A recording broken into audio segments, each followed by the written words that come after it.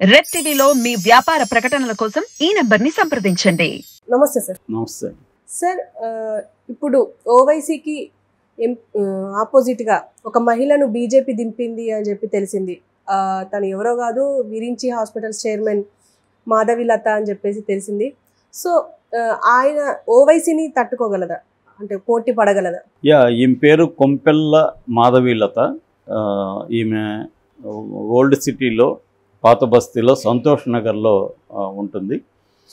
వీళ్ళ హస్బెండ్ విశ్వనాథ్, ఆయన ఐఐటిఎన్ అంటే చెన్నై ఐఐటిలో చదివారు. ఆయనకి వ్యాపారాలు ఉన్నాయి. మధు సాఫ్ట్వేర్ సొల్యూషన్స్ అనే ఒక వ్యాపారం ఉంది. అది కాకుండా క్యూ ఫండ్ అని అమెరికాలో ఒక సంస్థ ఉంది. అది ఇటీవలనే విరించి హాస్పిటల్స్ కూడా మన రోడ్ నెంబర్ 12 జంక్షన్లో పెట్టారు. అది ఎవరు మిస్ కాలేరు, ఎందుకంటే అది ఓల్డ్ పురాతన భవనం, రాజప్రసాదం లాగా ప్యాలెస్ లాగా కట్టారు. ఒక విచిత్రంగా ఉంటుంది ఆ బిల్డింగ్. హాస్పిటల్ లాంటి లుక్కే ఉండదు. సో అదొకటి. రెండోది, కరోనా టైంలో అది వివాదాల్లోకి కూడా వెళ్ళింది. కరోనా టైంలో పేషెంట్లని విపరీతంగా డబ్బులు లాగుతున్నారని దాని మీద బ్లాక్ కూడా చేశారు దాన్ని.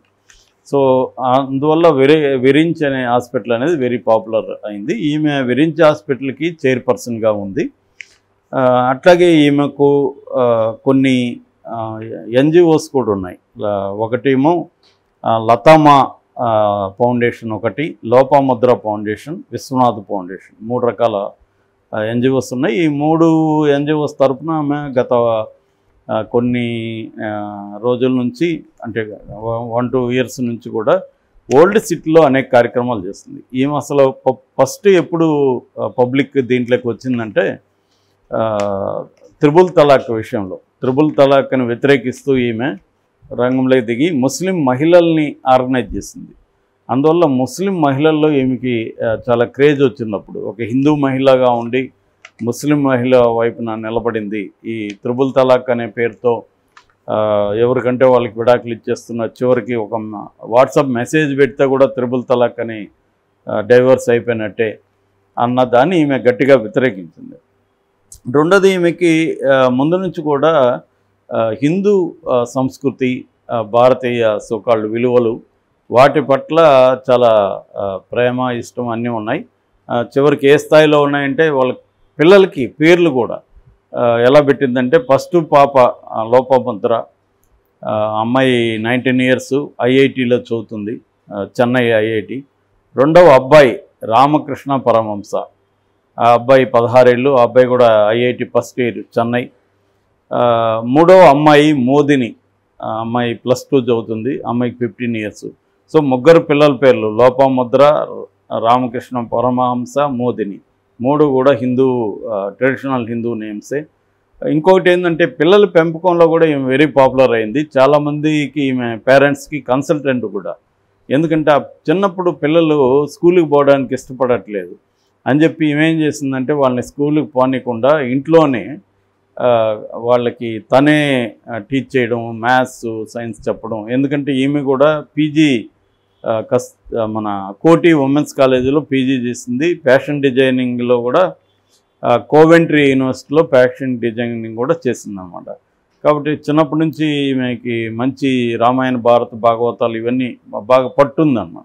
అందువల్ల పిల్లలకి ఎప్పుడు కూడా కొట్టడమే కాకుండా గొంతెత్తి వాళ్ళని గట్టిగా అరవడం కూడా ఎప్పుడు చేయలేదని ఆమె చెప్పారు. సో పిల్లల్ని ప్రేమతో వాళ్ళకి ఎడ్యుకేషన్ ఇవ్వడం. 10 ఏళ్ల వయసు వరకు పెద్ద కూతురు అసలు ఇంగ్లీష్లో మాట్లాడేది కాదంట. అందువల్ల బంధువులు కానీ అందరూ కూడా ఈమెను ఏంటి ఇలా పెంచుతున్నావు, వీళ్ళు మరి ఎప్పుడు ఇంగ్లీష్ నేర్చుకొని ఎప్పుడు వెళ్తారు, ఇవాళంతా రెండో ఎల్కేజీకి యూకేజీకి ఇంగ్లీష్ దంచేస్తున్నారు పిల్లలు అని చెప్తే ఈమెమి నేను వరి కావట్లేదు, వస్తుందని చెప్పారు. తర్వాత అమ్మాయి ఇంగ్లీష్లో వ్యాసాలు, పోయిమ్స్ దాదాపు 500 పోయిమ్స్ రాసిందంట అమ్మాయి తర్వాత. సో అంత నాలెడ్జ్ వచ్చింది. ఐఐటిలో కూడా మంచి ర్యాంక్తో సీట్ సంపాదించింది. అలాగా నేను పిల్లల్ని వాళ్ళ పద్ధతిలో పెంచాను, ఫోర్స్గా పెంచలేదు. అందువల్ల ఇవాళ చాలామంది పేరెంట్స్ కన్సల్టెంట్గా వస్తున్నారని చెప్తున్నారు. అయితే బీజేపీ ఈమెను దించడానికి కారణం ఏంటంటే ఓల్డ్ సిటీలో పట్టున్న నాయకులు ఎవరు కూడా ఓవైసీని ఢీకొట్టలేకపోతున్నారు. ఓవైసీ ఫ్యామిలీ 1984 నుంచి ముఖ్యంగా సుల్తాన్ సలావుద్దీన్ ఓవైసీ 1984 నుంచి 2004 వరకు ఈ హైదరాబాద్ ఎంపీ సీట్లో ఎంపీగా గెలుస్తూ వచ్చాడు. ఆ తర్వాత 2004 నుంచి కూడా మజ్లిస్దే అది. ముఖ్యంగా ఈయన అసదుద్దీన్ ఓవైసీ, ఇవాళ ఉన్న ఓవైసీ, ఆయన అక్కడ ఉంటూ వస్తున్నాడు.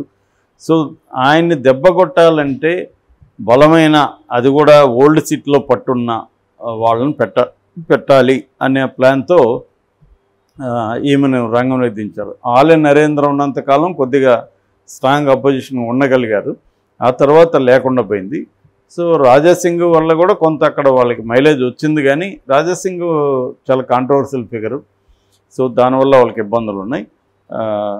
అంటే బీజేపీకి ఏంటంటే వాళ్ళు కంప్లీట్గా హిందుత్వ అజెండా కాదు వాళ్ళది. వాళ్ళ అజెండా అధికారానికి హిందుత్వం పనికొస్తుంది కాబట్టి హిందుత్వాన్ని తీసుకొస్తున్నారు తప్ప, హిందుత్వం వల్ల అధికారానికి ఇబ్బంది అంటే హిందుత్వాన్ని కూడా పక్కన పెట్టే పరిస్థితి తప్ప, అధికారాన్ని వదులుకొని హిందుత్వాన్ని ప్రోత్సహించే పద్ధతి బీజేపీలో లేదు. అది అర్థం కాని కొంతమంది ఏం చేస్తారంటే రాజాసింగ్లో అంటే వాళ్ళు ఒక్కోసారి అసలుకే మోసం తెచ్చే విధంగా మాట్లాడడం అవన్నీ ఉన్నాయి. సో అందుకని ఈ రాజాసింగ్ని కొద్దిగా పక్కన పెట్టారు. యాక్చువల్గా రాజాసింగ్ ఈసారి ఎంపీగా నిలబడాలని అనుకున్నాడు, కానీ ఆయనకి ఇవ్వకుండా ఏమికి ఇచ్చారు. అందుకని రాజాసింగ్ కూడా కాంట్రవర్షియల్ స్టేట్మెంట్ ఇచ్చారు. హైదరాబాద్లో నుంచి కంటెస్ట్ చేయించడానికి మీకు మగోడెవరు దొరకలేదా అని కూడా కిషన్ రెడ్డిని ఈయన ప్రశ్నించాడు. అది కూడా చాలా మేల్చావనిజంగా అనిపిస్తుంది కదా. ఉమెన్ అయితే ఏమిటి, మగోడే ఎందుకు ఉండాలి? సో నిజానికి మన ఆర్థిక మంత్రి ఆమె నిర్మలా సీతారామన్ దగ్గర నుంచి మోడీ చాలా చోట్ల ఉమెన్కి కూడా ఇంపార్టెన్స్ ఇస్తున్నారు. ఇప్పుడు 33% రిజర్వేషన్ తీసుకొచ్చారు. అందుకే రేపు ఇట్లాంటి నోర్లు మాట్లాడకుండా 33% వచ్చిందనుకో, వీళ్ళు మాట్లాడలేరు అప్పుడు. ఎందుకంటే అది ఉమెన్ రిజర్వేషన్ సీట్ వచ్చినాక చచ్చినట్టు ఉమెన్కే ఇవ్వాలి అలాంటప్పుడు. సో అలాగా ఇప్పుడు రాజాసింగ్ కూడా దీన్ని వ్యతిరేకించాడు. బట్ ఒక 1 year బ్యాకే ఈమెకి హామీ ఇచ్చినట్టు తెలుస్తుంది. అందుకని గత 1 year నుంచి ఆమె యూట్యూబ్ ఛానళ్ళల్లో విరివిగా ఇంటర్వ్యూలు ఇస్తూ ఉంది, అనేక ఇంటర్వ్యూలు ఇస్తుంది, అనేక విషయాల మీద ఆమె ఓపెన్గా మాట్లాడుతుంది. ఎందుకంటే ఆమెకు కళారంగంలో కూడా పట్టుంది. ఇటు భరతనాట్య నర్తకి, ఆమె క్లాసికల్ సింగరు.